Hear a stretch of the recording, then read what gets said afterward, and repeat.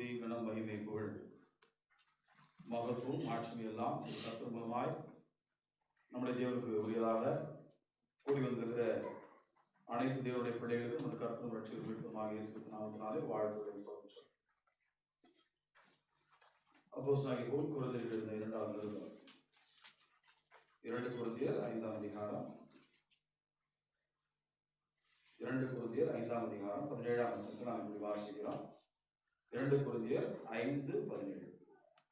இப்படி இருக்க ஒருவன் கிறிஸ்துவுக்குள் இருந்தால் புது சிருஷ்டியா இருக்கிறான், பழையவைகள் ஒழிந்து போயின, எல்லாம் புதிதாயின. வேதம் சொல்லுகிறது, நாம் கிறிஸ்துவுக்குள் இருந்தால் நாம் புது சிருஷ்டி அப்படின்னு வாசிக்கிறோம்.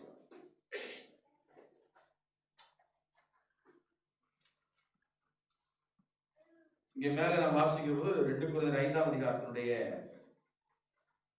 1ஆம் வசனத்துல வாசிக்கிற போது 1-2 வாசிக்கிற போது, பூமிக்குரிய கூடாரமாகிய நம்முடைய வீடு அழிந்து போனாலும் தேவனால் கட்டப்பட்ட கை வேலை அல்லாத நித்திய வீடு பரலோகத்திலே நமக்கு உண்டென்று அறிந்திருக்கிறோம்.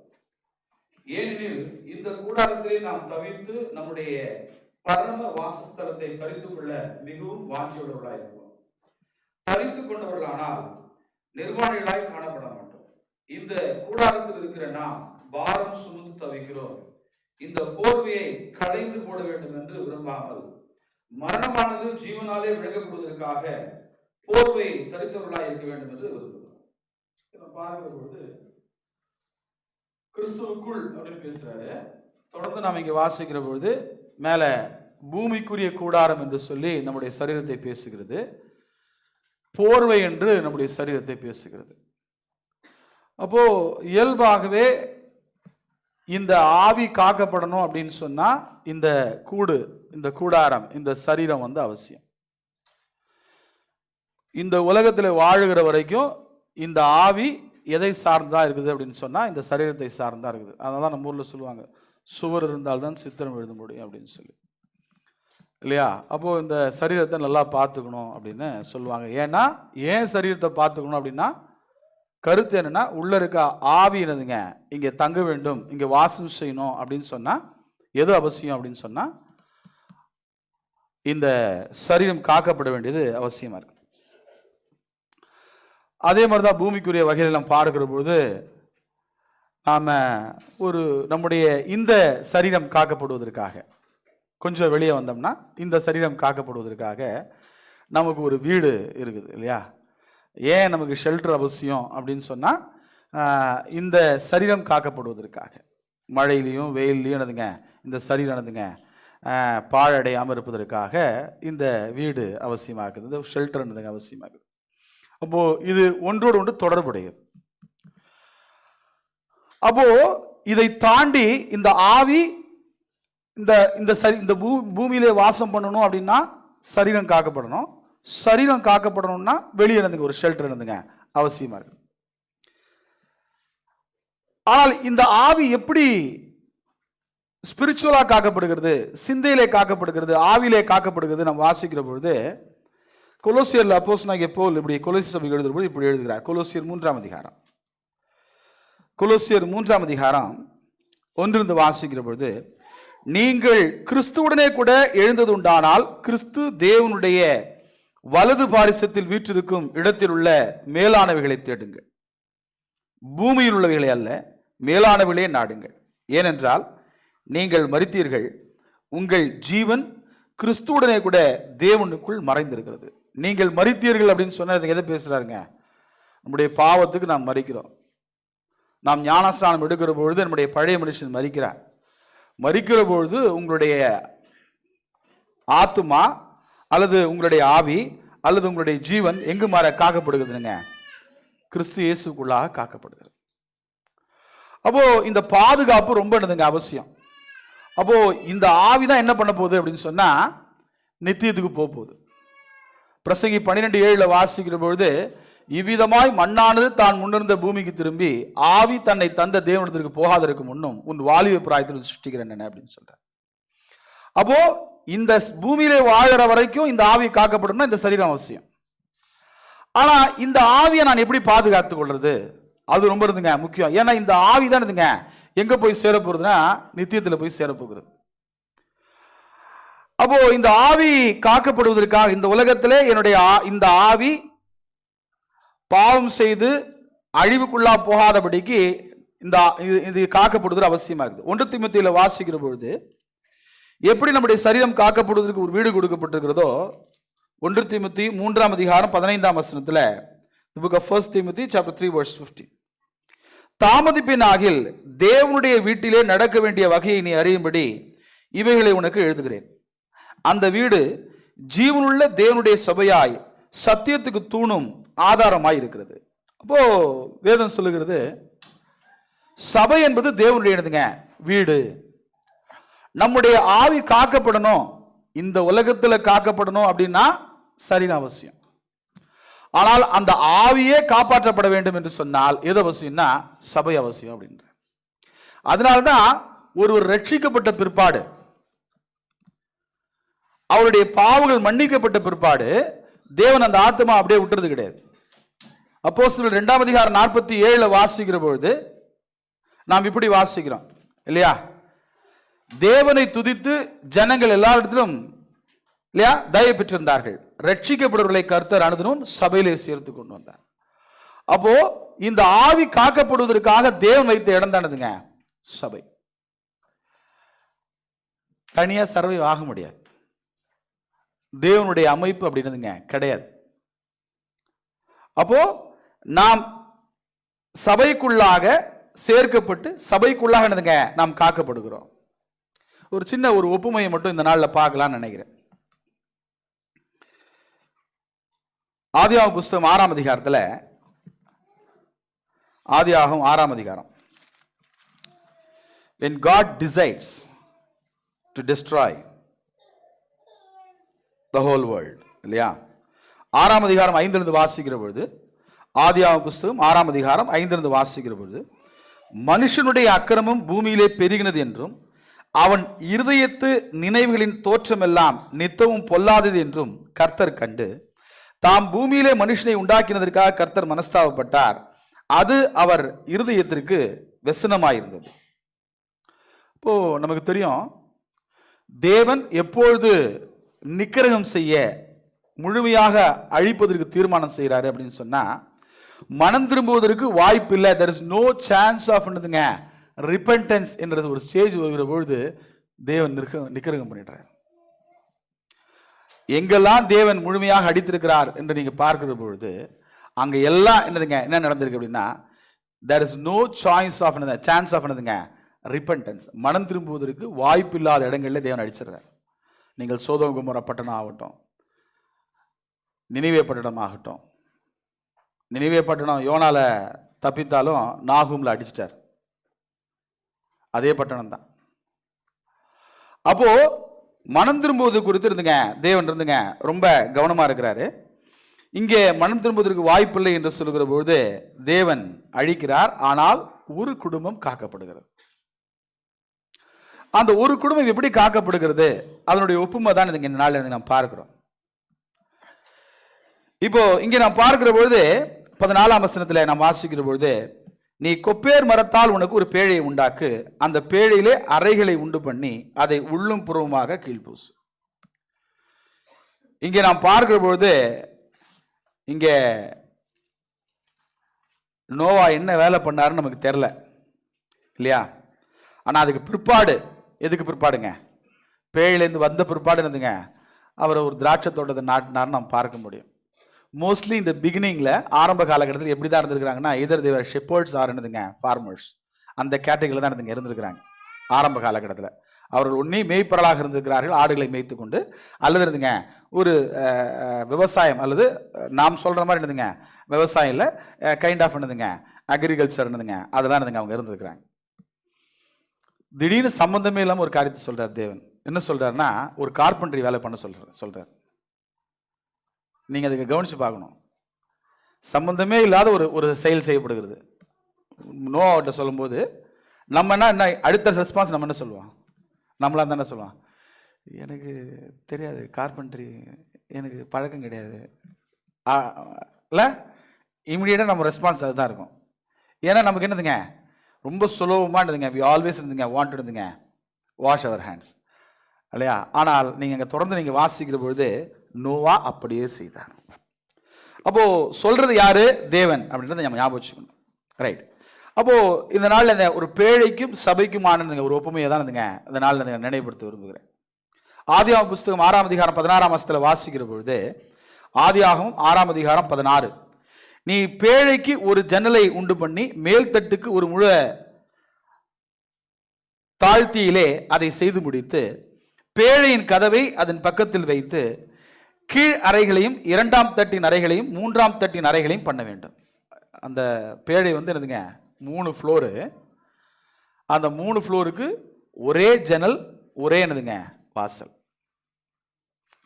அதாவது அந்த ஒரு ஜன்னல் சொன்னா நீங்க யோசிச்சு பார்த்துக்கணும், அந்த என்டையர் இருக்கு ஏர் சர்க்குலேஷன் லைட் எல்லாத்துக்கும் என்னதுங்க அந்த ஒரு ஜன்னல் தான்.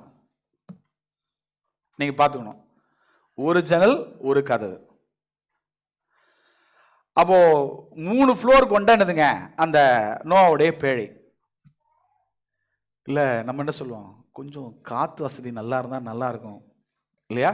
ஏன்னா அங்கே இருக்கிறது பூரா உள்ள என்னதுங்க மிருகங்கள் தான். நீங்கள் ஒருவேளை கிராமத்தில் இருந்தீங்கன்னா வீட்டில் மாட்டுத்தொழுவம் இருந்ததுன்னா அந்த மாட்டுத்தொழுவம் பக்கத்தில் நம்ம எப்படி இருந்தால் இப்படி இருக்குன்னு உங்களுக்கு தெரியும், ரைட்டா. அப்போ ஏறக்குறைய 1 வருடங்கள் அந்த பேழைக்குள்ளே அவங்க இருக்கிறாங்க. நீங்கள் யோசிச்சு பார்த்துக்கணும், 1 வருடங்கள் அந்த பேழைக்குள்ளே இருக்கிறாங்க. It is not as easy that we think. ரொம்ப சுலபமாக நம்ம சொல்லிடுவோம், நோவா பேழையை கட்டினாரு, மழை பெய்ந்துச்சு போயிடுச்சு அப்படின்னு சொல்லி. நீங்கள் யோசிச்சு பாருங்க, ஏறக்குறைய 1 வருஷம் பேழைக்குள்ளாக இருக்கிறாங்க. வென்டிலேஷனுக்கு ஒன்று தான் இருக்குது, தட் இஸ் ஒன்லி இருந்துங்க ஒன்லி ஒன்.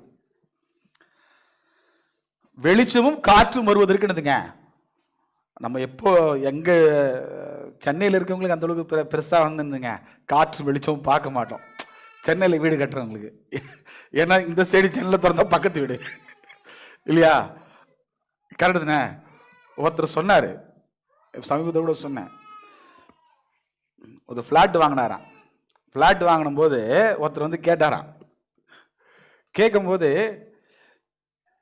நாளைக்கு பசங்க பெருசானா கொஞ்சம் செவரை உடைச்சி கொஞ்சம் எக்ஸ்டெண்ட் பண்ணிக்கலாமா, பெருசு பண்ணிக்கலாமான்னு கேட்டால், இல்லை இந்த செவரு அந்த விட்டுது, அப்போ இந்த செவரு அடுத்து விட்டுது அப்படின்னா. அப்போ மேலே மேலே இருக்கிறவங்களுக்கு கிரவுண்ட் ஃப்ளோரு, கீழே இருக்கவங்களுக்கு இருந்துங்க அது இருந்துங்க ரூஃபு. அப்போ கேட்டாரா, டே அப்போ என்னடா வீடு வாங்கினேன், வீடு நம்மளது இல்லையான்னு கேட்கும்போது இருந்துங்க அப்படிதான் இருக்கு. ஏன்னா இன்னைக்கு இருக்க சிஸ்டம் என்னதுங்க அப்படிதான் இருக்கு. அப்போது நமக்கு என்னதுங்க சென்னையில் வாழ் மக்களுக்கு என்னதுங்க வென்டிலேஷனு லைட்டுன்றதுங்க பெருசானதுங்க இல்லை. இருக்கிறத நம்ம அட்ஜஸ்ட் பண்ணி என்ன பண்ணுறோங்க அப்படியே வாழ்ந்துக்கிட்டு போகிறோம், கரெக்டா. சரி, okay, coming back to subject. சபையை குறித்து வாசிக்கிற பொழுது 2 கொரிந்தியர்ல வாசிக்கிறோம், 2 கொரிந்தியர் 4ஆம் அதிகாரத்தில் வாசிக்கிறோம். 2 கொரிந்தியர் 4ஆம் அதிகாரம் 6ஆம் வசனத்தில் எப்படி, 2 கொரிந்தியர் 4ஆம் அதிகாரம் 6ஆம் வசனம், இருளில் இருந்த வெளிச்சத்தை பிரகாசிக்க சொன்ன தேவன் இயேசு கிறிஸ்துவின் முகத்தில் உள்ள தமது மகிமையின் அறிவாகிய ஒளியை தோன்ற பண்ணும் பொருட்டாக எங்கள் இருதயங்களிலே பிரகாசித்தார். பழைய ஏற்பாடுல அந்த பேழைக்கு ஒரே ஜன்னல் ஒரே வெளிச்சம் தான் இருந்துச்சு. இங்கேயும் நமக்கு என்னதுங்க ஒரே வெளிச்சம் யாருங்க, இயேசு கிறிஸ்து தான். அவர் மூலமா தான் நமக்கு என்னதுங்க அந்த ரட்சிப்பின் ஒளி என்னது, நமக்கு அறிவாகிய ஒளி நமக்கு வந்திருக்குது. லைட் இஸ் ஃபார் என்னதுங்க டு அண்டர்ஸ்டாண்ட். இருட்டா இருந்தார் எப்படி இருக்குங்க இல்லையா. ஒருவேளை இருட்டு எப்படி இருக்குன்னா காரூரல் அப்படின்னு சொன்னா, இஸ்ரேல் மக்கள் எகிப்தில் இருக்கிற பொழுது அந்த காரூரலை நீங்க ஞாபகம் வச்சுக்கணும். பக்கத்தில் இருக்கவங்க தெரியாத அளவுக்கு என்னதுங்க காரூரல் இருந்துச்சு, அந்த அளவுக்கு இருந்துங்க. பட் ஜென்ரலி இருந்துங்க இருட்டு அப்படி கிடையாது. இருட்டில் இருந்துங்க ஒரு சின்ன வெளிச்சம் எப்பொழுதுமே நமக்குள்ளானுங்க இருக்கும். நீங்க யோசிச்சு பாருங்க, இருட்டில் ஒரு சின்ன வெளிச்சம் நமக்கு இருந்துங்க இருக்கும். அப்போ இங்கே அந்த என்டையர் பேழைக்கு ஒரே ஜன்னல் ஒரே வெளிச்சம் தான் சோர்ஸ். அதே மாதிரி இங்க நமக்கு என்னதுங்க, இங்க வேதம் சொல்லுது, தமது மகிமின் அறிவாகிய ஒளியை தோன்ற பண்ணும் பொருட்டாக எங்கள் இருதயங்களில் பிரகாசித்தார். அப்போ நம்முடைய இந்த நம்முடைய சிந்தை, நம்முடைய எண்ணங்கள் வெளிச்சமா இருப்பது என்பதே ஒரு பெரிய விஷயம் பார்த்து. ஏன்னா பலர் இருளிலே இருக்கிறார்கள், பலர் மூட நம்பிக்கைகள் இருக்கிறார்கள், பல பழக்க வழக்கங்கள் இருக்கிறார்கள், பல பாரம்பரியத்தில் இருக்கிறாங்க. இப்ப இதெல்லாம் வெளியே வரணும்னா வேதம் சொல்லுகிறது அந்த அறிவாகிய ஒளி நமக்கு என்னதுங்க உள்ள வரணும். அறிவாகிய ஒளி உள்ள வருகிற பொழுதுதான், அதோட அப்போஸ்தலனாகிய பவுல் எபேசியருக்கு எழுதுகிற போது இந்த வார்த்தையை பயன்படுத்துகிறார். எபேசியருக்கு எழுதின நிருபம் 1 அதிகாரம் 19 வசனத்துடைய கடைசி பகுதி மட்டும் நான் வாசிக்கிறேன். எபேசியர் 1 அதிகாரம் 19 வசனத்துல, நீங்கள் அறியும்படிக்கு அவர் உங்களுக்கு பிரகாசம் உள்ள மனக்கண்களை கொடுக்க வேண்டும் என்று வேண்டிக் கொள்கிறேன். an eyes of understanding. ஏன்னா இன்னைக்கு வாழ்க்கையில பல இருள்கள் இருக்குது. அன்னைக்கு பேழைக்கு ஒரே ஒரு ஜல் இருந்தது, ஒரே வழியா தான் வெளிச்சல் வந்துச்சு. இன்னைக்கு நீங்க பாத்தீங்க அப்படின்னு சொன்னா சரீர பிரகாரமாக நாம் பல காரியங்களை பேசினாலும் இன்னைக்கு பல இருள்கள் மனுஷனுடைய வாழ்க்கை சூழ்ந்து இருக்கிறது. எதை செஞ்சாலும் சடங்கு, எதை செஞ்சாலும் பாரம்பரியம், எதை செஞ்சாலும் அதுக்கு என்னதுங்க ஒரு பயம் இல்லையா? ஏன் அப்படின்னு சொன்னா அந்த அறிவாகிய ஒளி மக்கள் பிரகாசிக்கல. நம்முடைய வாழ்க்கையில கிறிஸ்து நமக்குள்ளாக இருக்கிறார் என்று சொன்னால் அவருடைய மகிமையின் அறிவாகிய ஒளி நமக்குள்ளாக பிரகாசித்திருக்கும் என்று சொன்னால் சபையானது முழுமையாக சத்தியத்திற்குள்ளாக நிலைநிற்கும். இரண்டாவது, எப்படி அந்த பேழைக்கு ஒரே வாசல் தான் வைக்க சொன்னார் இல்லையா? அதுக்கு ஜென்ரலி ஏறக்குறைய ஃபிளாட் மாதிரி தான் இருந்திருக்குன்னு நினைக்கிறேன். ஃபிளாட்டுக்கு மட்டும் தான் எடுத்துங்க ஒரே வாசல் தான் இருக்கும், அப்படியே போயிட்டு அப்படியே ரிட்டர்ன் வரணும். கேட்டதுங்க ஒரு காலத்துல என்னதுங்க கொல்லப்புறம் இருந்துச்சு, கொல்ல வாசல்னு சொல்லுவாங்க. இப்ப ஃபிளாட்ல இருந்துங்க அது சொல்ல முடியாது இல்லையா? நேரா அப்படியே போயிட்டு நேரா அப்படியே இருந்துங்க ரிட்டர்ன் இல்லையா? ஏறக்குறைய பேழை எப்படிதான் இருந்துச்சுங்க அப்படிதான் இருந்துச்சு. ஒரே ஒரு இருந்துங்க ஒரு வாசல் தான் இருந்துச்சு. அந்த வாசலை அடைத்தவர் யார் தாங்க? தேவன் தான். ரைட். புதிய ஏற்பாட்டில் வாசிக்கிற பொழுது யோவான் 10 அதிகாரம் 9 வசனம் நமக்கு நல்லா தெரிஞ்ச வசனம் இல்லையா? நானே வாசல், என் வழியாய் ஒருவன் உட்பிரவேசித்தால் அவன் ரட்சிக்கப்படுவான், அவன் உள்ளும் புறமும் சென்று மேய்ச்சலை கண்டடைவன். அப்போ இங்க நம்முடைய வாசல் இயேசு கிறிஸ்து தான். இயேசு கிறிஸ்து இல்லாமல் இருந்துங்க நாம் யார்கிட்ட போக முடியாதுங்க, பிதா கிட்ட இருந்துங்க போக முடியாது. நாம் சபையில இருக்கிறது என்று சொல்வது, தேவனுடைய வீட்டிலே இருக்கிறது என்று சொல்வது, அது எவ்வளவு பெரிய பாதுகாப்புன்னு சொன்னா இந்த ஆவி பாதுகாப்பாக பத்திரமாக தேவனிடத்தில் இருந்துங்க போய் சேரணும். ஆவி தன்னை தந்த தேவனிடத்திற்கு போகிறது அப்படின்னு சொன்னா இட் இஸ் நாட் ஒன்லி அந்த கண்ட்ரோல் ஆஃப் காட், நான் நித்திய வாழ்வுக்குள்ளா பிரவேசிக்கிறேனா? அப்போ அதுக்கு எது ரொம்ப முக்கியம் அப்படின்னு சொன்னா அறிவாகிய ஒளி கண்டிப்பா எனக்கு அவசியம். அந்த வாசலுக்குள்ளா பிரவேசித்து நான் என்னதுங்க அதுல நிலைத்திருக்க வேண்டியது அவசியம். போயிட்டு வர்றது கிடையாது இல்லையா? அதுல ரொம்ப தெளிவா இருந்தார் தேவன். அப்போ நாம் அந்த வாசலுக்குள்ளானதுங்க பிரவேசித்துனதுங்க நாம் இருக்கிறோம். மூன்றாவது நாம் வாசிக்கிற பொழுது ஆதியாகமம் 7 அதிகாரம் 1 இல்லையா? அது ஒரு கிரேஸா கூட நாம் பேச முடியும். ஆதியாகமம் 7 அதிகாரம் 1 வசனம் 7 வசனத்துல வாசிக்கிற போது 1 வசனம் 7 வசனம் வாசிக்கிறேன். கர்த்தர் நோவாவை நோக்கி, நீயும் உன் வீட்டார் அனைவரும் பேழைக்குள் பிரவேசியுங்கள். யார் மட்டும்தான் அளவு விடுங்க? நீயும் உன் வீட்டாரும். புதிய ஏற்பாட்டில் சொல்லுகிற பொழுது நோவா எதற்காக பேழை உண்டு பண்ணார் என்று சொன்னால் தன்னுடைய குடும்பத்தை காக்க முடியாது உண்டு பண்ணார். அப்படிதான் வசனம் சொல்லுது. கீழே வாசிக்கிற பொழுது இந்த சந்ததியில் 7 வசனத்துல, இந்த சந்ததியில் உன்னை எனக்கு முன்பாக நீதிமானாக கண்டேன், ஜலப்பிரளயத்துக்கு தப்பும்படி நோவாவும் அவனோடு கூட அவன் குமாரரும் அவன் மனைவியும் அவன் குமாரரின் மனைவிகளும் பேழைக்குள் இருந்துங்க பிரவேசித்தார்கள். இப்போ அந்த ஒரு குடும்பம் தான் காக்கப்பட்டது, ஒரு குடும்பமா பிரவேசித்தாங்க. ஆனா இங்க சபையில பிரவேசிக்கிறவர் ஏவருங்க ஒரே குடும்பமா மாறுகிறார்கள். அங்க ஒரு குடும்பம் பிரவேசித்தார்கள், இங்கே பிரவேசித்தவர்கள் எல்லாரும் என்னதுங்க ஒரே குடும்பம் இல்லையா? இங்க என்ன கிடையாதுங்க. கலாத்தியர்ல சொல்லுகிற மாதிரி கலாத்தியர் 3 அதிகாரம் 28 வாசிக்கிற பொழுது யூதன் என்றும் கிரேக்கன் என்றும் இல்லை, அடிமை என்றும் சுவாதீன் என்றும் இல்லை, ஆண் என்றும் பெண் என்றும் இல்லை, நீங்கள் எல்லோரும் கிறிஸ்து இயேசுவுக்குள் ஒன்றாய் இருக்கிறீர்கள். இப்ப இங்க என்ன கிடையாதுங்க, இது இட்ஸ் ஸ்பிரிச்சுவல் ஃபேமிலி. அப்படிப்பட்ட சிந்தை இருக்கிற போதுதான் அது சபை இல்லையா? அதான் பல சமயங்கள் நாம் பார்க்கிற பொழுது we can never be anything a visitor to the congregation. சபைக்கு நாம் ஒரு என்னதுங்க ஒரு விருந்தினராக, ஒரு என்னதுங்க ஒரு ஒரு விசிட்டர் என்ன சொல்லுது தெரியல, புரியல, உங்களுக்கு புரிஞ்சிருக்கும்னு நினைக்கிறேன் இல்லையா? சும்மா நான் பாட்டுன்னு வருவேன், நான் பாட்டுன்னு போவேன் அப்படின்னு நம்ம என்னதுங்க சபையில் இருக்கவே முடியாது. ரைட்டா? அப்படி அந்த சிஸ்டத்துக்குள்ளே இருந்துங்க வேதம் அப்படி அமைக்கல. சபை என்பது அவருடைய சரீரம் என்று பேசுகிறது, சபை என்பது அவருடைய குடும்பம் என்று பேசுகிறது இல்லையா? நம்ம எல்லாரும் ஒரு குடும்பம் அப்படின்னு சொன்னா வீட்டில் இருந்துங்க சில டைம் பசங்க வந்துருந்துங்க குடும்பத்தோடு ஒட்டாமல் இருப்பாங்க. அப்போ பெரியவங்க கேட்பாங்க, இதெல்லாம் நம்முடைய வழக்கத்தில் இருக்கிறதுனால சொல்கிறேன், இது வீடா சத்திரமா? நீ பாட்டுன்னு வர, நீ பாட்டுன்னு போற, என்ன மேட்டர் இது? கரெக்டா அப்படின்னு கேட்பாங்க. என்னன்னா எதுலையுமே நீ கலந்துக்க மாட்டியடா அப்படின்னு கேட்கும்போது என்னன்னா, இது வீடா சத்திரமான்னு கேட்கிற பொழுது இல்ல, குடும்பத்தில் ஒரு அங்கத்தில் என்று சொல்கிற பொழுது இணைந்திருந்துங்க செய்வது. அப்போ இங்க சொல்றாரு, அங்க ஒரு குடும்பம் பிரவேசித்தது, இங்க என்ன சொல்லுதுங்க, உள்ள வந்து ஒரே குடும்பமானதுங்க இருக்கிறோம். See, we always have, நான் பல சமயம் நம்ம இது படிச்சிருக்கோம், சொல்லியிருக்கோம் இல்லையா? We all have a difference of opinion. எல்லாரும் ஒரே காரியத்தை பேசுவது, ஒரே காரியத்தை சிந்திப்பது, ஏக மனதோடு இருப்பது அப்படின்னா என்ன பொருள் இல்லையா? எல்லாரும் ஒரே காரியத்தை சொல்றதா? கண்டிப்பா கிடையாது. அப்படி சொன்னா நம்ம எல்லாரும் இருந்துங்க ஒரே ஆளா இருப்போம். ப்ரோக்ராம், கம்ப்யூட்டர் ப்ரோக்ராம் மட்டும் தான் இருந்துங்க ஒன்னா சொல்லும் இல்லையா? ரோபோ மட்டும் தான் ஒன்னா சொல்லும், அப்படி கிடையாது. We all have different opinions, different thoughts, different ideas. But when we decide something, when we all put together accept that and one thing இல்லையா? அந்த ஒரு காரியத்தை நம்ம ஏற்றுக்கொள்கிற பொழுது அதுதான் ஒன்னஸ். இது எல்லாத்துலயும் இருக்குது. இன்னைக்கு உலகத்தில் இருக்க ஒரு கம்பெனியா இருக்கலாம், அல்லது வந்து ஒரு நம்முடைய சட்டசபையா இருக்கட்டும், நாடாளுமன்றமாகட்டும், எதிர்த்திங் அங்க எடுக்கிறதுல 234 தொகுதி 234 எம்எல்ஏ இருக்காங்க, 234 பேர் ஒரே காரியத்தை பேசுறாங்களா கேட்டா கிடையாது. ஒருத்தன் இந்த சைடு எடுத்தா ஒருத்தன் அந்த சைடு எடுப்பான். எல்லாம் எழுத்தாலும் கடைசியா ஒரு தீர்மானம் தான் நிறைவேற்றப்படுகிறது. அந்த ஒரு தீர்மானத்துக்கு எல்லாரும் என்ன பண்றாங்க, கீழ்ப்படுகிறாங்க. அப்போ சபை என்கிறது டிஃபரன்ஸ் இருக்குமா? டிஃபரன்ஸ் இருக்கும். But when we decide something we accept towards that. நாம் அதற்குள்ள இணைந்து போவதுதான் குடும்பம் என்று பேசப்படுகிறது. அப்போ எப்படி அங்க ஒரு குடும்பம் காக்கப்பட்டதோ, இங்கே நாம் உள்ள ஒரே குடும்பமாக நாம் மாறுகிறோம். இதை நம்ம இன்னும் விளக்கி சொல்லணும்னா அப்போஸ்தலனாகிய பவுல் தீமோத்தேயுக்கு எழுதுகிற பொழுது இதை விளக்கி சொல்றார் இல்லையா? இப்படிதான் பேசுறார்.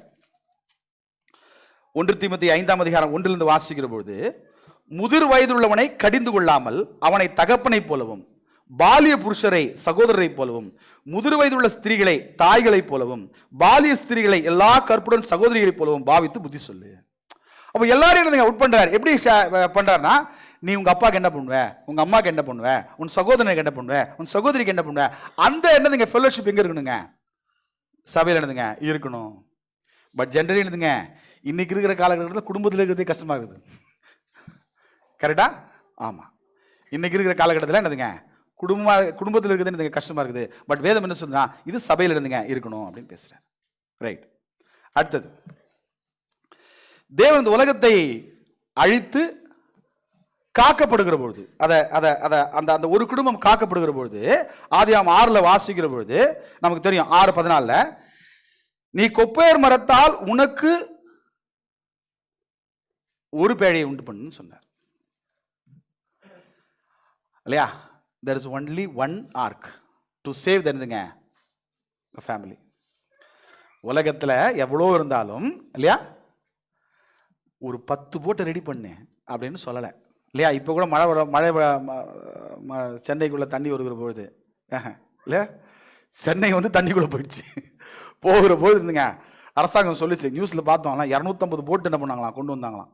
250 போட்டு ஆயத்தமாக வச்சிருந்தாங்க காக்கிறதுக்கு. இங்கே there is only one boat, ஒரே பேழை தான்.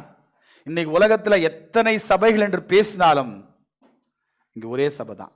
there is only அந்த சபைக்குள்ளாக இருந்தால் மட்டும்தான் நாம் காக்கப்படுவோம் இல்லையா? எபேசியர் 1ஆம் அதிகாரம் 22-23 வாசிக்கிற பொழுதே, எபேசியர் 1:22-23 எல்லாவற்றையும் அவருடைய பாதங்களுக்கு கீழ்ப்படுத்தி எல்லாவற்றையும் எல்லாவற்றாலும் நிரப்புகிறவுடைய நிறைவாகிய சரீரமான சபைக்கு அவரை எல்லாவற்றிற்கும் மேலாக தலையாக தந்தளினார். 4:4 வாசிக்கிற எபேசியர் 4:4 வாசிக்கிற பொழுது, உங்களுக்கு உண்டான அழைப்பினாலே நீங்கள் ஒரே நம்பிக்கைக்கு அழைக்கப்பட்டது போல ஒரே சரீரம் ஒரே ஆவியும் உண்டு. there is only one congregation, அதாவது one church, one congregation. ஒரு இடம் கிடையாது. குளோபலா பேசுகிற பொழுது ஒரே உபதேசம், ஒரே சபை தான். நீ இப்படி வந்துரு, நீ இப்படி வந்துரு, அப்படி வந்துருந்தீங்க கிடையாது. அங்க எப்படி என்டையர் உலகத்துக்கு ஒரே பேழை காக்கப்பட்டதோ, இன்னைக்கு என்டையர் உலகத்துக்கு இருந்துங்க globally that is only one டாக்டரின், ஒரே உபதேசம் மட்டும்தான். நீங்கள் உலகமெங்கும் போய் சர்வ சிருஷ்டிக்கும் சுவிசேஷத்தை பிரசங்கியுங்கள், விசுவாசம் உள்ளவனாகி ஞானஸ்நானம் பெறுவன் ரட்சிக்கப்படுவான். அப்போ மார்க்ல வாசிக்கிற பொழுது நீங்க என்ன பண்ணுங்க, உலகம் சுவிசேஷத்தை நீங்க பிரசங்கிங்கன்னு சொல்றாரு இல்லையா? அப்போ இந்த ஒரு சுவிசேஷம் தான் உலகம் எங்கும். அமெரிக்காவில் ஒரு சுவிசேஷம், ஜப்பான்ல ஒரு சுவிசேஷம் இல்லையா, இந்தியாவில் ஒரு சுவிசேஷம் அப்படின்றதுங்க கிடையாது. there is only one doctrine. உலகமெங்கும் போனாருங்க ஒரே உபதேசத்துக்குள்ள இருக்க முடியும். அந்த ஒரே உபதேசம் வேதத்தில் மட்டும் தான் நான் பார்க்க முடியும். வேதத்துக்கு புறம்பானதுங்க போக வேண்டியதுங்க முடியாது. அப்போ நம்ம கேள்வியே கேட்க முடியாது, நான் அந்த சபையில இருந்தா போக முடியாதா, இந்த சபையில இருந்தா போக முடியாது, அந்த சபையில இருந்தா போக முடியாது, போகவே முடியாது. ஒரு உபதேசம் தான், ஒரு பேரை தான் அனுப்பிச்சாரு. நீ 10 பேரை உண்டு பண்ணிக்க என்ன பண்ணலையா சொல்லிருக்கலாம் இல்லையா வேணா. the idea behind that, the always the thought process of God is always there. ஒரே குடும்பம், ஒரே சரீரம், ஒரே பேழை தான் பேசப்படுகிறது. ரைட்டா? ரைட். 1 பேதுரு 3ஆம் அதிகாரம் 20 சொல்கிற பழைய ஏற்பாடு சொல்கிற பொழுது 1 பேதுரு 3ஆம் அதிகாரம் 20ஆம் வசனத்தில் வாசிக்கிற பொழுது,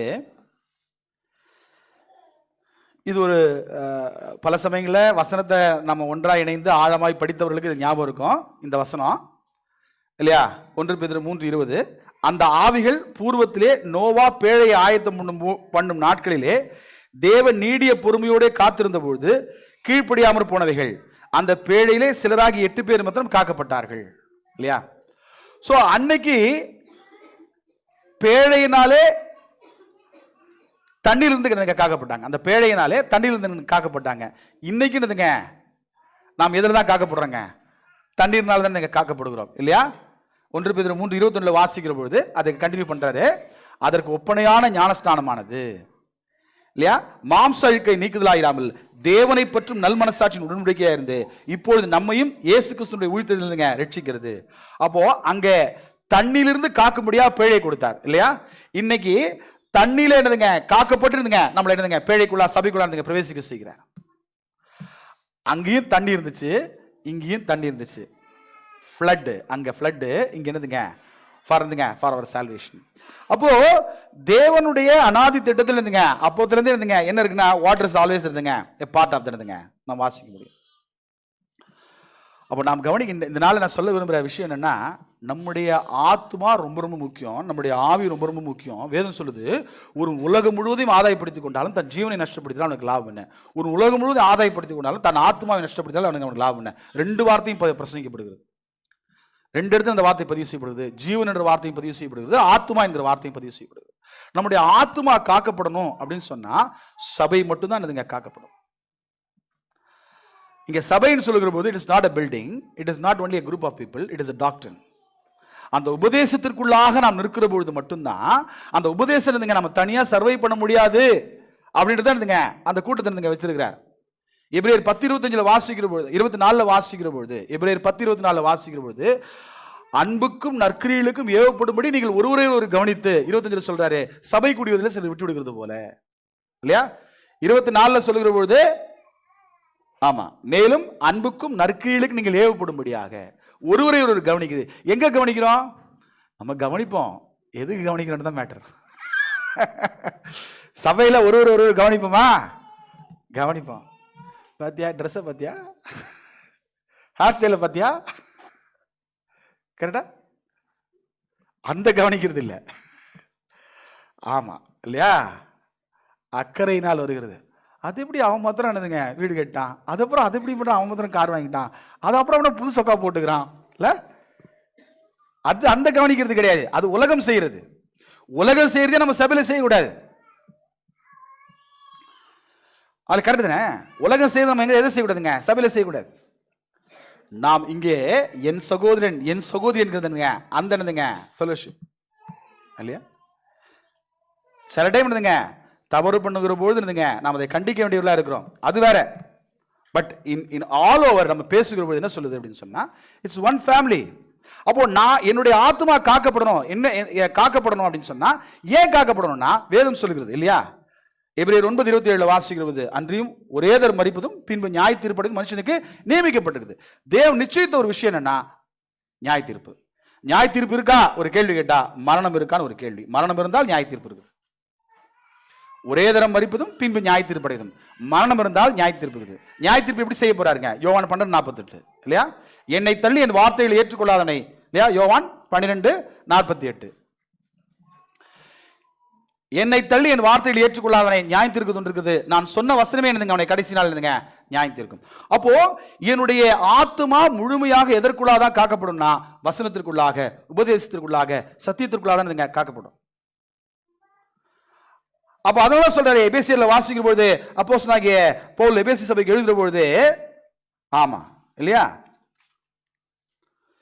3ஆம் அதிகாரம் 10ஆம் வசனம், எபேசியர் 3:10 வாசிக்கிற பொழுது, உன்னதங்களில் உள்ள துறைத்தனங்களுக்கும் அதிகாரங்களுக்கும் அவருடைய அனந்த ஞானமானது சபையின் மூலமா இப்போது தெரிய வரும் பொருட்டாக தேவன் அதை எப்படி வச்சிருக்கிறாருங்க? இந்த அனந்த ஞானம் எதன் மூலமா வருகிறதுங்க? சபையின் மூலமா தான் வருகிறது. அப்போ சபை என்பது ஏதோ நம்ம சோசியல் கேதரிங் கிடையாது. தயவுசெய்து நம்பிச்சு கூடாது இல்லையா? தேர் ஆர் மெனி என்னதுங்க சோசியல் கேதரிங்ஸ். ஒரு ப்ராப்ளம் இருந்துங்க உங்களுக்கு, இஃப் யூ நீங்க அந்த லெவல் ஆஃப் பீப்புள் உங்களுக்கு இப்போ தெரியும். தேர் ஆர் மெனி கிளப்ஸ் இருக்கு இன்னைக்கு இல்லையா? நிறைய கிளப்ஸ் இருக்கு. அதான் ஆல்மோஸ்ட் ஆல் என்னதுங்க ஒரு ஒரு so called elite people in terms of என்னதுங்க மானிட்டரியில பேசுகிற பொழுது everybody will think part of என்னதுங்க a social club மெம்பராக இருப்பாங்க. ரொம்ப வசதியாக இருந்தாங்க, காஸ்மோபாலிட்டன், ஜிம்கானா அந்த அந்த ரேஞ்சில் இருந்துங்க இருப்பாங்க. ரைட்டா? மெம்பர்ஷிப் என்னதுங்க செம்ம காஸ்ட்லியாக இருக்கும். ரைட்டா? அப்போ அது மாதிரி இருந்துங்க ஒரு ஒரு ஒரு கேதரிங் கிடையாதுங்க சர்ச்ன்றது. நம்ம நம்ம நம்ம நம்ம நம்ம வரோம், நம்ம போறோன்றது இருந்துங்க கிடையாது. நம்முடைய ஆத்துமா காக்கப்படுகிற இடம். வசனம் நம்முடைய கேட்கிறோம் அப்படின்னு சொல்லுகிற பொழுது அந்த வசனத்தின் மூலமாய் நம்முடைய செயல்கள் மாற்றப்பட்டு மெருகேற்றப்பட்டு நாம் வளர்ந்து, அதனால தான் வேதம் சொல்லுகிறது, நம்முடைய 2 கொரிந்தியர் 4ஆம் அதிகாரத்தில் வாசிக்கிற பொழுது 2 கொரிந்தியர் 4ஆம் அதிகாரத்தில் எப்படி வளரும்? எபிரேயர் 2 கொரிந்தியர் 4ஆம் அதிகாரம் 16-17 வாசிக்கிற பொழுது, ஆனபடியினாலே நாங்கள் சோர்ந்து போகிறதில்லை, எங்கள் புறம்பான மனுஷனானது அழிந்தும் உள்ளான மனுஷனானது நாளுக்கு நாள் என்னதுங்க புதிதாக்கப்படுகிறது. வேதம் சொல்லுது, உங்களுடைய உள்ளான ஆத்துமா நாளுக்கு நாள் இருந்துங்க புதிதாக்கப்படணும். எப்படி புதிதாகும்? ஆட்டோமேட்டிக் ஆயிடுமா? ஆகாது. கிளென்ஸ் அவர்செல்ஃப். தேவனுடைய வார்த்தைகள் ஒவ்வொரு முறையும் என்னதுங்க நாம் சபையில சேருகிற பொழுது, நாம் கூடுகிற பொழுது தேவனுடைய இது தனியா செய்ய முடியாது. அதனால அப்படி வச்சிருக்கிறார். அது அவன் இது இன்டென்ஷன் என்னன்னா, இந்த ஆத்துமா நித்தியத்துக்கு போய் சேரணும். இந்த உலகத்தில் நாம் என்ன சேர்த்து வச்சாலும் அது அறிவா இருக்கணும். பிரசங்க தான் எழுதுறாரு, அறிவு இல்லையா, சொத்து, பொருளாதாரம் இல்லையா, அல்லது ஆஸ்திகள், அதிகாரங்கள், நீங்க என்ன சேருங்க எல்லாத்தையும் ஒரு நாள் விட்டு போயிடுவீங்கன்றார் இல்லையா? தொடங்கும் போது இப்படிதான் தொடங்குறாரு, மாயை மாயை எல்லாம் மாயை, சூரியனுக்கு மனுஷன் படுகிற பிரயாசத்தினால அவனுக்கு பலன் என்ன? நீங்க என்ன வேணாலும் செய்யுங்க, ஒரு நாளைக்கு எல்லாத்தையும் விட்டு தான் நீங்க போகணும் இல்லையா? பல சமயங்களில் வரலாறு நம்ம படிச்சிருக்கோம். அலெக்சாண்டர் த கிரேட் இல்லையா? நீங்க போய் படிச்சு பாருங்க. அலெக்சாண்டர் ஒரு 3 விஷயம் சொன்னார், அதில் 1 மாத்திரம் சொல்றேன், மற்ற 2 நீங்க போய் தேடிங்க. ரைட்டா? அவர் மறிக்கிற பொழுது 3 டிமாண்ட் வச்சார். அதில் ஒரு டிமாண்ட் என்ன தெரியுமா? அலெக்சாண்டர் த கிரேட்டு தன்னுடைய காஃபின்ல வெளியில் என்ன பண்ணுங்க, அவனுடைய கையை போடணுன்றது அவனுடைய இருந்துங்க ஒரு டிமாண்ட். காஃபி அந்த பெட்டிக்கு வெளியில் இருந்துங்க அவனுடைய கையை போடணும். ஏன் அப்படின்னு சொன்னா, அலெக்சாண்டர் ஓடி ஓடி பிடிச்சான்டா, உலகத்தே ஆண்டாண்டா, போகும்போது ஒரு மண்ணு எடுத்துட்டு போல. Is empty, is empty hands இருந்துங்க எம்டி. உலகம் சொல்லுகிறது, உலகத்தான் சொல்றான். சத்தியத்தை அறியாத மக்கள் சொல்லுகிறார்கள். சத்தியத்தை அறிந்திருக்கிற நாம் இப்படி இருக்கிறோம். அப்போ என்னுடைய ஆத்மாவுக்கு நான் எந்த அளவுக்கு கவனம் கொடுக்கிறேன், என் ஆத்மா காக்கப்படும்படியாக நான் எந்த அளவுக்கு கவனமா இருக்கிறேன். நீங்க வேற எல்லாமே மறைஞ்சு போயிடும் இல்லையா? யாருமே என்னதுங்க வசனம் தான் சொல்லுது, ஞானியா இருந்தாலும் முட்டாளா இருந்தாலும் யாரும் அவனை நினைவில் வச்சுக்க மாட்டாங்க. யாரும் அவனை நினைவில் வச்சுக்க மாட்டாங்க. நீங்க எவ்வளவு பெரிய புத்திசாலியா இருங்க, எவ்வளவு பெரிய ஒரு கண்டுபிடிங்க, யாரும் என்ன பண்ண மாட்டாங்க, மாட்டாங்க. இன்னைக்கு இருந்துங்க, ஆமா நீங்க வரவாயிலாம் நீங்க பார்த்துக்கலாம் இல்லையா?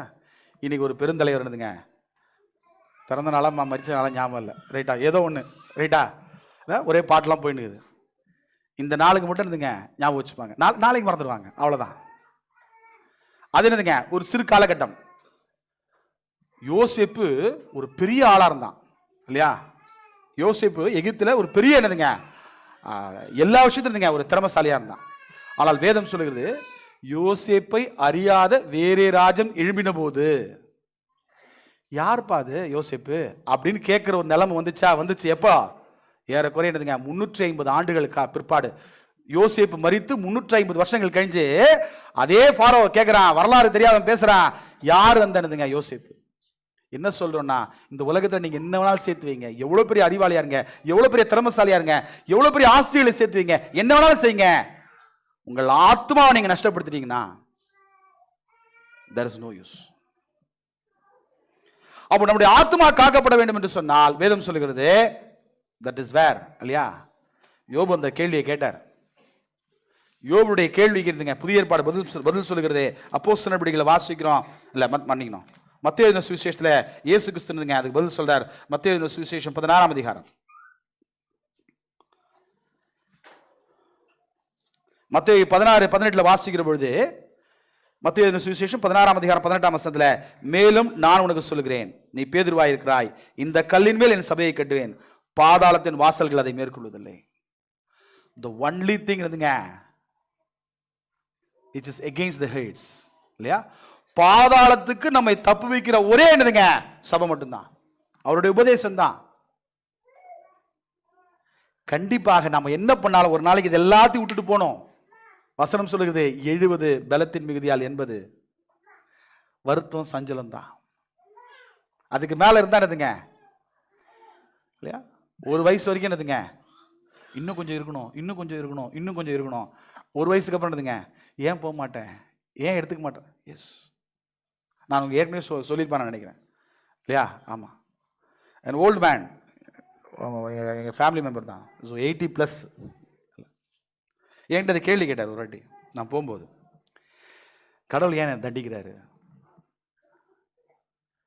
நல்லா இருக்காரு, very well to to family என்னதுங்க, அவர் ஃபிசியோதெரபி தனியாக வருவாங்க, அவரை பார்த்துக்கிறது தனி ஆள் இருக்காங்க, எல்லாமே இருக்கு, சகல வசதியும் இருந்துங்க அவர் இருக்கிறார், எந்த பிரச்சனையும் கிடையாது. ஆனால் அவர் என்கிட்ட கேட்ட கேள்வி, என்னை ஏன் தண்டிக்கிறார் கடவுள். இப்போ நான் கேட்டேன், ஏன் அப்படி சொல்கிறீங்க, என்ன உங்களுக்கு கடவுள் குறை வச்சிருக்காரு, எல்லாமே உங்கள் பசங்க நல்லா பார்த்துக்கிறாங்க, யூ ஹேவ் எவ்ரி திங் இல்லையா? நீங்கள் நினைக்கும் போது அவர் கண் பார்த்தா அதுங்க செய்கிறதுக்கு இருந்துங்க ஆள் இருக்கிறாங்க. இல்லை, என்னால் தாங்க முடியல இந்த இந்த லைஃப் என்னதுங்க, என்னுடைய இப்போ நான் உயிரோடு இருக்கிறது என்னதுங்க, எனக்கு அது வேதனையாக இருக்குது அப்படின்றார். அப்போ என்ன சொல்கிறோன்னா, எனிதிங் வி ஹேவ் என்னதுங்க, ஒரு வயசுக்கு மேலே என்னதுங்க அது என்ன ஆகிடுதுங்க, கசப்பாக ஆகிடுது. அப்போ நம்ம யோசிக்கணும், எது உண்மை எது யதார்த்தம் அப்படின்னு சொன்னால், நித்திய வாழ்வது மட்டும்தான் யதார்த்தம். இந்த உலகத்தில் நம்ம வாழ்கிற வாழ்க்கை என்பதுங்க. அப்போ நம்ம இந்த கம்பேரிசனில் பார்க்கும்போது ரொம்ப தெளிவாக வேதம் ஆனதுங்க நம்ம வாசிக்கணும் இல்லையா? ஆமாம், இங்கே நம்ம எப்படி இங்கே காக்கப்படுகிறோம் இல்லையா? ஆதியாகமம் 7ஆம் அதிகாரம் 20-22 வாசிக்கிற பொழுது, ஆதியாகமம் 7:20-22 வாசிக்கிற பொழுது, மூடப்பட்ட மலைகளுக்கு மேலாய் 15 முழ உயரத்திற்கு ஜலம் பெருகிற்று. அப்பொழுது மாம்ச ஜந்துக்களாகிய பறவைகளும் நாட்டு மிருகங்களும் காட்டு மிருகங்களும் பூமியின் மேல் ஊறும் பிராணிகள் யாவும் எல்லா நரஜீவன்களும் பூமியின் மேல் சஞ்சரிக்கிறவர்கள் யாவும் மாண்டன. வெட்டாந்தரையிலே உண்டான எல்லாவற்றிலும் நாசிலே சுவாசம் உள்ளவர்கள் எல்லாம் நடந்துங்க மாண்டு போயின. யார் மட்டும் காக்கப்பட்டாங்க? அந்த 8 பேர் மட்டும் தான் காக்கப்பட்டாங்க. பேழைக்குள் இருந்தவர்கள் மட்டும் தான் காக்கப்பட்டாங்க. இன்றைக்கும் இருந்துங்க வேதம் தான் சொல்லுது. 2 தெசலோனிக்கர் 1ஆம் அதிகாரம் 7-9 வாசிக்கிற பொழுது 2 கேட்டகரியை பேசுறார் பாருங்க. 2 தெசலோனிக்கர் 1ஆம் அதிகாரம் 7 வாசிக்கிற பொழுது, தேவனை அறியாதவர்களுக்கும் நம்முடைய கர்த்தராகிய இயேசு கிறிஸ்துவின் சுவிசேஷத்திற்கு கீழ்ப்படியாதவர்களுக்கும் நீதியுள்ள ஆக்கினையை செலுத்தும்படிக்கு கர்த்தராகிய இயேசு தமது வல்லமையின் தூதரோடும் ஜுவாலி தெரிகிற அக்னியோடு வந்துங்க வானத்திலிருந்து வெளிப்படும் பொழுது அப்படி ஆகும். அப்போ வேதம் சொல்லுது,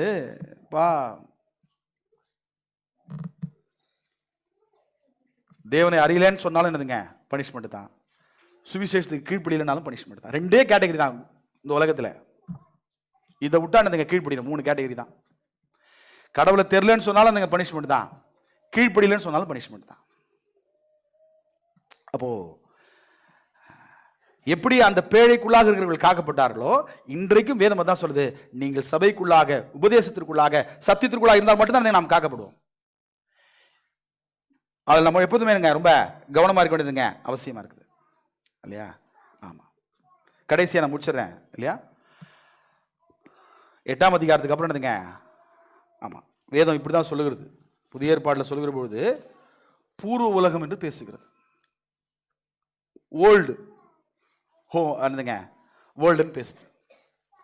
பூர்வ உலகத்தை தப்ப விடாது இருக்க அப்படின்னு பேசுறாரு. அதாவது பேழைக்கு முன்னாடி இருக்க காலகட்டத்தை பேசுறாரு இல்லையா? பேழை முடிஞ்சதுக்கு அப்புறம் என்ன பார்க்கப்படுகிறது? a different world, ஒரு புதிய ஒரு உலகம் அவர்களுக்கு திறக்கப்பட்டது இல்லையா? நாமும் கூட காத்திருக்கிறோம். எதற்காக தான் காத்திருக்கிறோங்க இல்லையா? ஆமா, இதையும் மக்கள் என்ன பண்றாங்க? பிசிக்கலா தான் பண்றாங்க, எடுத்துக்கிறாங்க. 2 பேதுருல வாசிக்கிற 2 பேதுரு 3ஆம் அதிகாரம் 12 வாசிக்கிற பொழுது, 2 கொரிந்தியர் 2 பேதுரு 3ஆம் அதிகாரம் 12-13 வாசிக்கிற பொழுது, தேவனுடைய நாள் சீக்கிரமாய் வரும்படிக்கு மிகுந்த ஆவலுடைய காத்திருங்கள். அந்த நாளில் வானங்கள் வெந்து அழிந்து பூதங்கள் எரிந்து உருகி போகும். அவருடைய வாக்கு தத்துவத்தின்படியே நீதி வாசமாயிருக்கும் புதிய வானங்களும் புதிய பூமியும் உண்டாகும் என்று காத்திருக்கிறோம் இல்லையா? புதிய வானம் புதிய பூமி. கரெக்டா? நம்மால் என்ன பண்றான்? இன்னும் காத்துனுக்கிறான். இதை ஒரு கவிஞனுக்கு புரிஞ்ச அளவு கூட என்ன பண்ணல மக்களுக்கு இருந்துங்க புரியல. ஒரு கவிஞனுக்கு புரிஞ்ச அளவு கூட என்னதுங்க இன்னைக்கு சத்தியத்தை அறிந்திருக்கிற மக்களுக்கு இன்னைக்கு என்ன பண்ணாங்க? தேவர் literally waiting for a new heaven and new earth. ஒரு கவிஞன் பாடினான், உங்களுக்கு நினைவு நினைக்கிறேன், புதிய வானம் புதிய பூமி இல்ல? ஆமா, நீங்க வீட்டில் போய் பார்த்துங்க. அப்போ ஒரு ஒரு ஒரு ஒரு ஒரு ஒரு ஒரு ஒரு ஒரு பழைய ஆட்சி போய் புதிய ஆட்சி மலரப்போகிறது என்று சொல்லுகிற பொழுது அதை ஒரு கவிஞன் சொல்றான். அப்படிதான் சொல்றான் இல்லையா? அவனுக்கு புரியுற அளவு கூட நம்மளால இன்னைக்கு இருக்க மக்களுங்க புரிய மாட்டேங்குது. மக்கள் என்ன யோசிக்கிறாங்க? there will be a literal heaven, a literal earth திரும்பி யோசிக்கிறாங்க. அப்போ நாம் கவனிக்க வேண்டிய விஷயம் என்னன்னா, ரைட், என்ன நம்ம இன்னைக்கு பாடத்தினுடைய கருத்து என்னன்னா, எப்படி ஒரே ஒரு பேழை தான் இருந்துச்சு, ஒரே ஒரு ஜன்னல் தான் இருந்துச்சு, ஒரே ஒரு வாசல் தான் இருந்துச்சு, இதுக்குள்ளதான் இருந்தாங்க அவங்க அகாமடேட் பண்ணிருந்தாங்க, வாங்கினாங்க, வாழ்ந்தாங்க. அங்க சஃபிஸ்டிகேஷன் பார்க்கப்படல. ரைட்டா? அதுக்குள்ளதான் இருந்தாங்க. என்டே இருந்தங்க கிரௌடு அந்த 3 ஃப்ளோர்ல தான். யோசிச்சு பாருங்க. அதுல இருக்கிறவங்க தான் காக்கப்பட்டாங்க. காக்கப்படணுமா? அதுக்குள்ளதான் இருக்கணும். அதான் வேதம் சொல்லுது, இடுக்கமான வாசல் வழியை உற்றுவேசிக்க பிரயாசப்படுங்கள், கேட்டுக்கு போகிற வாசல் இருந்துங்க விரிவும் வழி விசாலமா இருக்கிறது அப்படின்னு சொல்றாரு. கஷ்டம்தான் இல்லையா? அதை கண்டுபிடிக்கல் சிலன்னு சொல்றாரு. பை காட்ஸ் கிரேஸ் நீங்களும் நான் அதை கண்டுபிடிச்சிருக்கோம். நம்ம கண்டுபிடிச்சிருக்கோன்றது தேவன் நமக்கு அதை தெரியப்படுத்திருக்கிறார். 2 வார்த்தையும் சொல்லலாம். வசனம் அப்படிதான் சொல்லுது இல்லையா? நீங்கள் தேவனை அறிந்திருக்க அல்லது தேவனால் அறியப்பட்டிருக்க இல்லையா? தேவன் நமக்கு அந்த வாய்ப்பு கொடுத்திருக்கிறார். இப்ப நாம் சபைக்குள்ளாக இருந்து நம்முடைய ஆத்மாவை நாம் காக்குறோமா? இந்த ஆவியை காத்துக்கிறதுல ரொம்ப தெளிவா இருக்கிறோம். கேட்டதுனே, இந்த ஆவி உள்ள இருக்கணும்னா மாம்சம் கரெக்டா இருக்கணும். அந்த மாம்சத்துக்கு ஏதாவது ஒரு டேமேஜ் என்ன பண்றோம்? செம்ம ஃபாஸ்ட் ஆகுறோம். கரெக்டா? பாருங்க, இந்த ஆவியை நீங்க எவ்வளவுதான் பிடிச்சி வச்சாலும் 70, 80 அதுக்கு மேல அது வெளியே போயிடும். ஆனா அது எங்க போகுதுன்றதை நீங்க என்ன பண்ண முடியும்? தீர்மானிக்க முடியும். இந்த ஆவியை 70, 80க்கு மேல பிடிச்சிக்க முடியாது. என்னதான் டைட்டு போட்டு இருந்துங்க மூடி வச்சாலும் பிடிக்க முடியாது. அப்படின்னா என்னதுங்க, எல்லா பணக்காரங்களும் என்ன பண்ணிருப்பாங்க? லாக் பண்ணி கண்டினியூ பண்ணிருப்பாங்க. கரெக்டுதானே? அதெல்லாம் முடியாது. அப்போ என்னுடைய ஆத்மா காக்கப்படுகிறதா? என்னுடைய ஆத்மத்தை குறித்து எனக்கு எந்த அளவுக்கு இருந்துங்க ஒரு பாரம் இருக்குது, ஒரு வாஞ்சை இருக்குது, ஒரு தாகம் இருக்குது, என்னுடைய இட்டர்னிட்டியை குறித்து எனக்கு எந்த அளவுக்கு பாரம் இருக்குது? அப்படி பாரம் இருக்குது நம்ம யோசிச்சோம்னா, எப்படி நோவாவுடைய அந்த 8 பேர் நோவாவுடைய குடும்பம் காக்கப்பட்டது போல சபை என்கிற அந்த குடும்பம் காக்கப்படும்படியானதுங்க நாம் சத்தியத்தில் நினைத்திருப்போம். தேவன் தாமே நம்மை ஆசீர்வதிப்பாராக.